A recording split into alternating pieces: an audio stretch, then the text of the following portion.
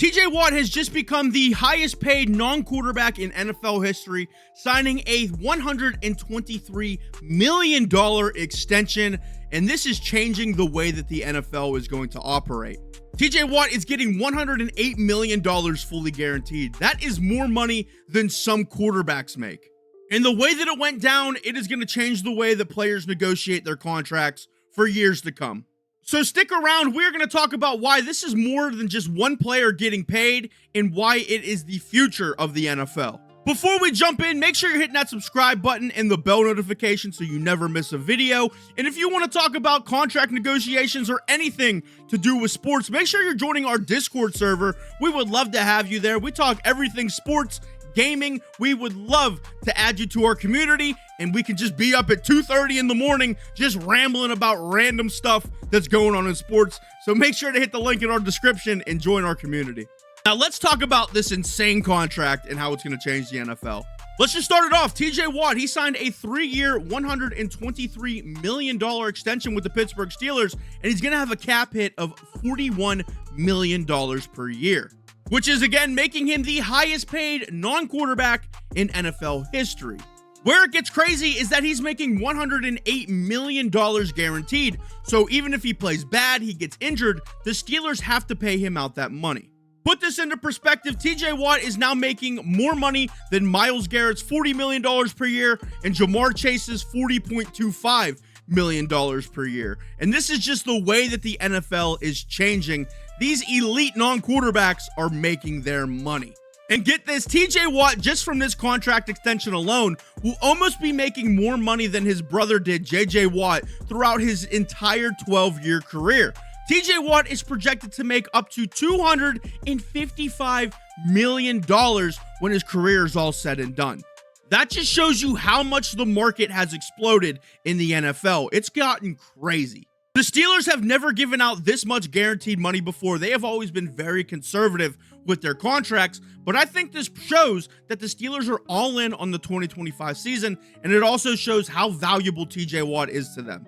Now, before people are in the comments saying, oh, TJ Watt's overpaid, let's talk about how dominant he's been in the NFL since he's joined the league.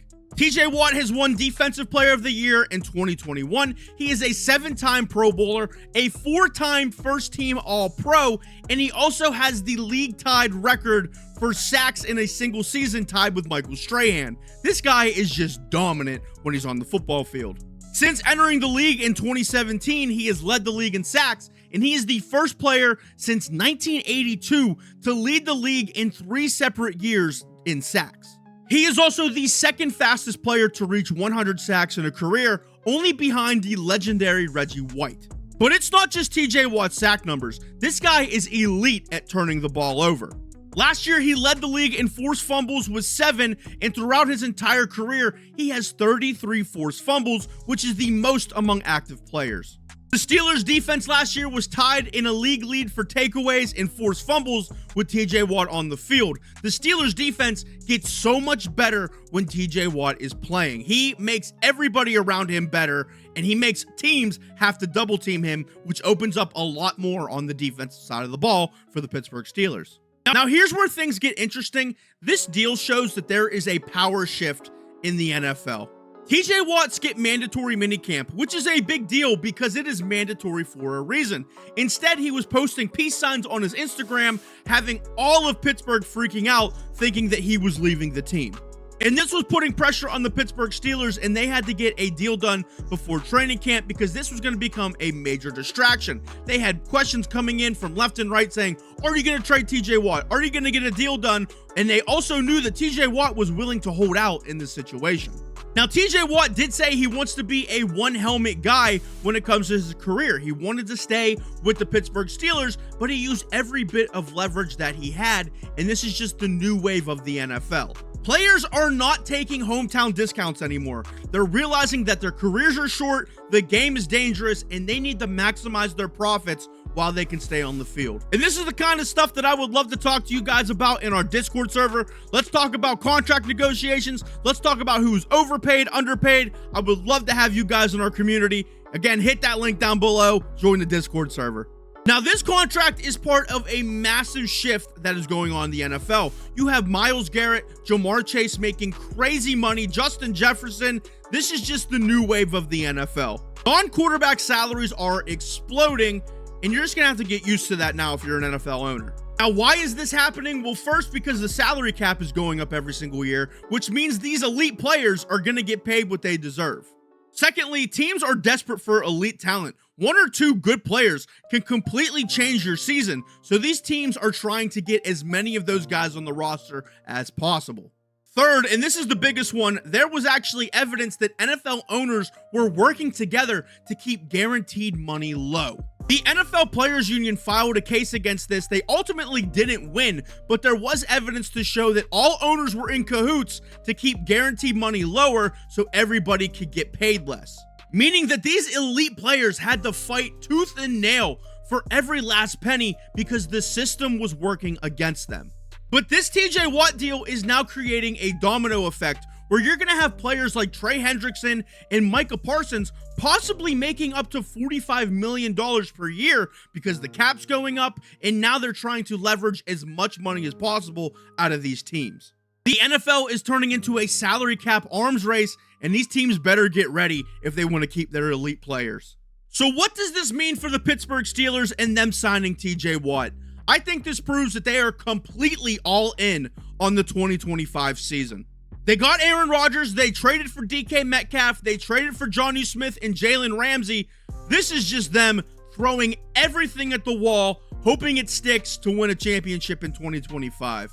And on paper, this team looks amazing. You have TJ Watt, who's one of the best pass rushers in all of the NFL. You have a Hall of Fame quarterback. You have a bona fide wide receiver one. You have a really good corner in Jalen Ramsey. This is looking good for the Pittsburgh Steelers right now. However, there are risks. Aaron Rodgers is 41 years old. He had an Achilles injury 2 years ago. TJ Watt had his lowest sack numbers since he entered the league. He's turning 30. He has an injury history. Jalen Ramsey has an injury history. So things could super derail for the Steelers, and quickly. And some of this guaranteed money could really hurt the Pittsburgh Steelers, because as of right now, even if TJ Watt plays bad, the Steelers have to still pay him $108 million. So even if he plays terrible and they cut him, they're going to be in salary cap hell for a while. Now, predictions for the Pittsburgh Steelers, some people have them in the 8 to 9 win range. Others have them in the 10 to 11 win range. This could be a all over the map season for the Steelers, depending on who stays healthy and who plays well. This is a massive gamble, and they're hoping that they can win now, because if it doesn't work out, they will be in salary cap hell. So this brings us to the biggest question of the video. Is loyalty dead in the NFL? That answer is complicated, because you have players like TJ Watt who said they want to be a one helmet player forever, but they got to maximize their leverage while they can. Loyalty isn't unconditional anymore. These players are learning that NFL teams will cut them at the drop of a hat if you don't play well for one season. These players need to get their money while they can. Because look at what happened with the TJ Watt negotiations. Yes, he loves Pittsburgh. Yes, he wants to be here, but he was willing to sit out and hold out of minicamp and even possibly going into the season because he needs to get his money now. And I don't think that that's him being disloyal. I just think that is good business practice for him. I think the real problem is just the NFL system. These players have short careers, they need to maximize their earnings, while the NFL owners are working against them to keep guaranteed money lower. It's not on the players to have to deal with the long-term ramifications of their contracts. That's what the front offices have to deal with. The players should make their money, the front offices need to manage that money. It is not the players' job to do that. And the fact that these owners, again, were willing to keep guaranteed money low and work together just proves why these players need to fight for every penny. So loyalty in the NFL now means, hey, I want to stay here, but you need to pay me what I'm worth. And I think that's completely fair. So how does this TJ Watt extension really affect the future of the NFL? First, we are going to see non-quarterbacks just explode in salary in the coming years. This market is not going to go backwards for these guys. They're going to get their money, and they're going to get it by any means necessary. Teams are going to have to make harder decisions. Do you want to keep your elite player, or do you want to get more depth? Do you want to make sure that your fans are happy? Because take, for example, if the Bengals would have got rid of Jamar Chase, a lot of fans would have been mad. If the Steelers would have got rid of TJ Watt, a lot of fans would have been mad. You have to make that decision as a front office. Third, this just means that teams who have salary cap advantages need to take advantage of them quickly and smartly. Take, for example, the Washington Commanders. They right now probably have a top 10 quarterback in the NFL who's on a rookie deal. You need to maximize that. You need to throw money at every other position, make sure he has weapons around him, and then by time he needs to get his big deal, you got to make those tough decisions. But right now, you have an elite quarterback on a rookie deal. Make sure that you are doing the right thing. I also think we're going to see a lot more players doing the TJ Watt playbook from this year. Holding out, demanding more money, skipping mini camps. This is going to create a lot of pressure on the teams for them to get their money. I mean, it obviously works, so why wouldn't these players do it? The teams that will succeed, and this has been going on in the NFL for years, but the teams that will succeed are the ones that can balance paying their elite stars while also putting together a competitive roster. You get stuck with one or two bad contracts, you could be screwed for years. My take on this is that I'm happy for TJ Watt. He got his money. I'm happy for the Steelers. They got their guy back. On the flip side, I don't think it would have mattered too much to me if they would have gotten rid of TJ Watt, because they probably could have gotten a lot of pieces to build for the future. But again, this just shows that the Steelers are pushing all in for 2025. Sometimes you have to take big swings in the NFL. Sometimes you're going to strike out, but sometimes you're going to hit a home run, and that's what the Steelers are looking to do. As for loyalty, I don't think it's dead, but it is just different.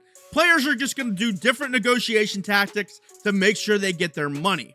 But the days of these players taking these hometown discounts for the teams that drafted them, I think are gone.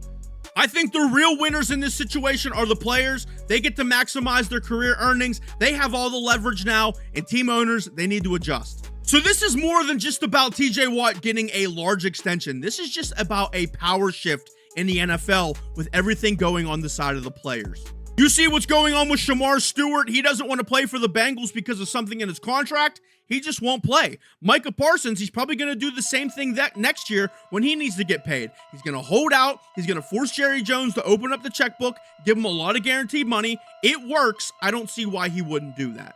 Let me know what you think about this TJ Watt contract situation. Do you think he's worth the money? Do you think he's going to play well? And what do you think the Steelers' record is going to be this year with him making this big guaranteed contract money? Let me know all of that in the comments. And hey, I appreciate every single one of you who stuck around to the end of the video. Again, we have a Discord server that if you guys want to come hang out, talk about sports with us at 2:30 in the morning, I will be there to just shoot the shit with you guys about anything about sports. So hit the link in the bio, join the Discord server, follow us everywhere else. We're on TikTok, Instagram, Facebook, X, whatever. Just follow us everywhere. Hey, have a beautiful day, everybody. Hit that subscribe button, hit the bell notification, and hit the thumbs up button as well.